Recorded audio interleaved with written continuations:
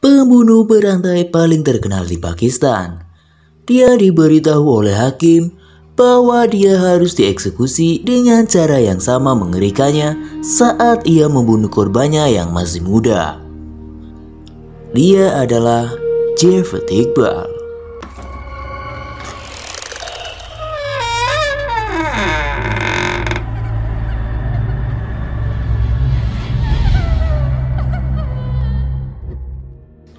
Seorang hakim mengatakan kepada pembunuh berantai tersebut, Javed Iqbal, bahwa dia akan dicekik kemudian dipotong menjadi 100 bagian dan dimasukkan ke dalam larutan asam di depan orang tua korbannya.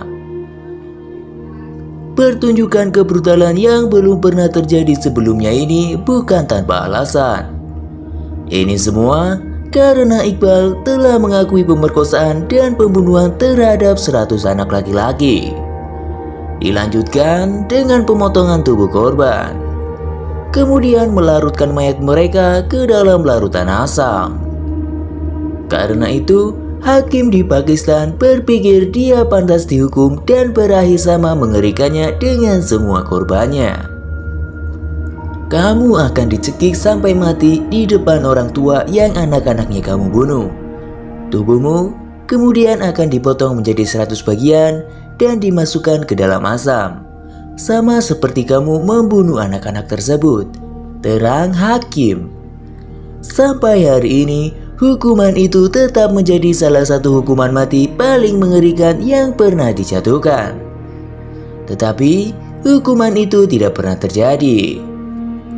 Pemerintah Pakistan melarang metode eksekusi tersebut dengan alasan hak asasi manusia, dan Iqbal memilih bunuh diri di penjara ketika dia menunggu untuk diadili atas pembunuhan 6 bulan yang penuh kegilaan, yaitu pada tahun 1990-an.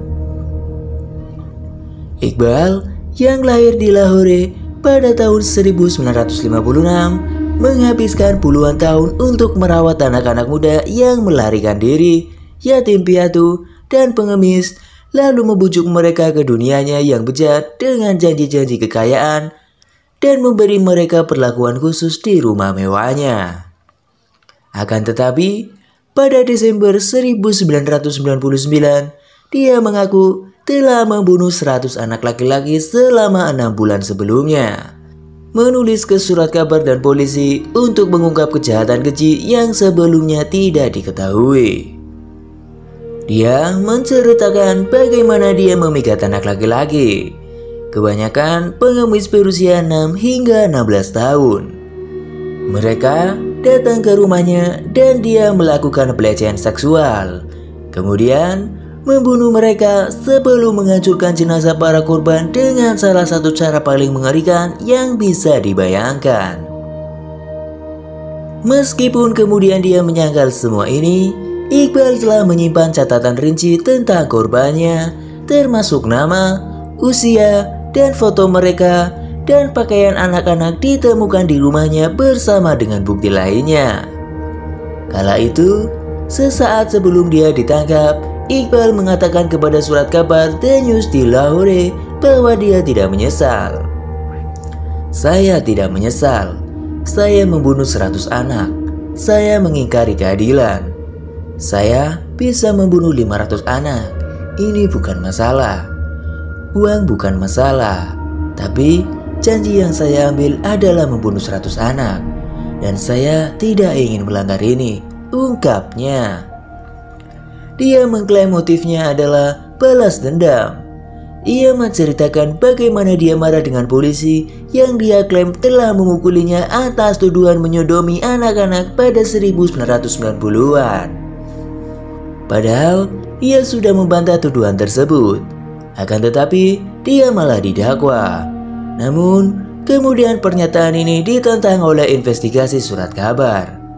Saya dipukuli dengan sangat parah hingga kepala saya remuk. Tulang punggung saya patah dan saya menjadi lumpuh. Saya benci dunia ini, ujarnya. Ibuku menangis untukku. Aku ingin 100 ibu menangis untuk anak-anak mereka, lanjutnya. Di persidangannya, seorang hakim memberinya 100 hukuman mati dan memerintahkan agar agar dia dieksekusi dengan rantai yang sama yang dia gunakan untuk mencekik korbannya. Lalu, tubuhnya dipotong menjadi 100 bagian, satu potong untuk setiap korban dan dilarutkan dalam asam. Namun, dia ditemukan tewas gantung diri di dalam sel penjaranya. Kematiannya dicatat sebagai bunuh diri. Jadi, bagaimana ini terjadi? Tampaknya tak terduga bahwa 100 anak laki-laki bisa hilang dan tidak ada seorang pun yang menyadari hal berbahaya ini.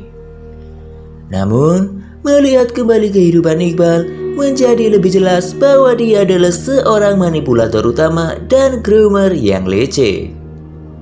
Dia bahkan menikahi kakak perempuan salah satu korban remajanya sebagai tipu muslihat untuk melanjutkan kejahatannya. Saat itu, surat kabar lokal The Dawn menulis seorang pria yang telah menghabiskan hampir seluruh kehidupan dewasanya untuk mengatur situasi di mana dia bisa merawat dan melecehkan anak laki-laki yang lebih muda. Dalam sebuah artikel pada Oktober 2001, pelaku diklaim telah menghabiskan sebagian besar hidupnya menjaga sekelompok remaja laki-laki di sekitarnya. Mereka yang bertemu dengan Iqbal menjulukinya sebagai pemburu anak laki-laki yang akan melakukan apa saja untuk memuaskan nafsu sodomi. Surat kabar itu juga mengklaim bahwa dia telah menggunakan banyak metode untuk memikat anak laki-laki yang lebih muda. Tetapi metodenya yang paling efektif adalah menjadi sahabat pena melalui majalah anak-anak. Setelah mendapatkan foto teman penanya, dia akan memilih anak laki-laki yang menarik untuk menjaga persahabatan dengan mereka. Dia akan menghabiskan ribuan rupiah untuk mengirim mereka hadiah seperti parfum, tiket, koin, dan lain-lain sebagainya. Pelaku diketahui berasal dari keluarga kaya, membuatnya sangat mudah membujuk anak-anak miskin untuk melakukan tindakan bejat. Kemudian, di tahun 1978, saat usianya 22 tahun, ayahnya membeli sebuah villa di pinggiran Lahore tempat Iqbal tinggal dan bekerja di bisnis pengecoran baja. Jauh dari pengetahuan, dia mengundang banyak korbannya yang masih muda untuk tinggal bersamanya. Kemudian, ia meminta mereka menemaninya saat dia menjalankan bisnisnya sehari-hari. Ketika keluarganya mempertanyakan perilakunya, dia bereaksi dengan marah dan menolak untuk membiarkan mereka mempertanyakan gaya hidupnya atau berinteraksi dengan harem remaja laki-lakinya. Orang-orang yang mengenalnya pun merasa malu dan mencoba menutup mata terhadap perbuatannya. Ada banyak upaya yang dilakukan oleh polisi untuk menangkapnya karena melakukan pelecehan seksual terhadap anak laki-laki meskipun tuduhan tidak pernah berhasil. Keluarga Iqbal pun berencana menikahkannya dengan seorang wanita, namun dia selalu menolaknya. Setelah menghindar selama bertahun-tahun, pada 1983 dia mengejutkan keluarganya dengan mengumumkan dirinya telah menikah. Wanita ini adalah kakak perempuan dari salah satu kekasihnya di masa kecil. Dia melakukan ini agar sang kekasihnya, adik dari wanita itu, tidak akan pergi. Reputasinya sebagai pedofil mengakibatkan dia dipukuli oleh penduduk setempat dan dia menjalani hukuman 6 bulan penjara karena sodomi. The Dawn mengklaim bahwa seiring berjalannya waktu, ia menjadi semakin lihat dan memiliki metode yang rapi untuk mendekati dan melecehkan anak. Dia membuka toko video game yang menjadi toko pertama di Setback dengan model seperti itu, dan akan menawarkan token kepada anak laki-laki dengan harga lebih murah. Dia akan melempar uang kertas 100 rupiah atau 19.000 rupiah ke lantai dan mengawasi anak laki-laki yang akan mengambilnya. Kemudian dia akan mengumumkan bahwa uangnya telah dicuri dan dia harus menggeledah semua orang. Pencuri akan ditangkap dan dibawa ke kamar yang berdekatan, di mana korban akan disodomi. Kadang-kadang uang itu akan diberikan kembali kepada anak itu sebagai sikap niat baik, tulis The Dawn. Ketika orang-orang melarang anak-anak mereka mengunjungi toko, Iqbal mendirikan akuarium ikan dan kemudian gym. Sekali lagi untuk menarik perhatian anak laki-laki. Lanjutnya, dia juga mendirikan sekolah ber-AC, yaitu Sunnyside School. Tetapi gagal, karena tidak ada yang mau menyekolahkan anak mereka di sana. Dia juga membuka toko barang-barang kebutuhan sehari-hari yang dijual dengan harga lebih murah dari nilai pasar. Itu juga berlangsung selama beberapa minggu. Terangnya, Iqbal juga diklaim bertemu dengan petinggi polisi dan menerbitkan majalah yang isinya memuji mereka atas semua kerja keras dan keberanian mereka. Ketika ayahnya meninggal pada tahun 1993, Iqbal menerima warisan sebesar 3,5 juta rupiah atau sekitar 667 juta rupiah dari tanah miliknya. Semua uangnya ini sebagian dihabiskan untuk membeli seks dari anak-anak. Dia juga membangun rumah besar dengan kolam di ruang bawah tanah dan kolam renang di halaman belakang.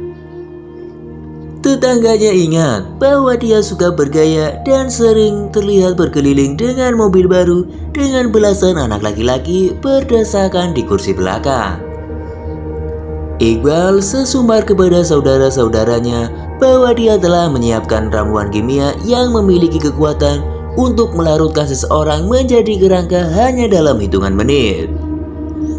Mereka tidak memikirkannya, sampai dia mengaku bahwa dia adalah pemangsa seksual yang bahkan lebih berbahaya daripada yang pernah mereka bayangkan.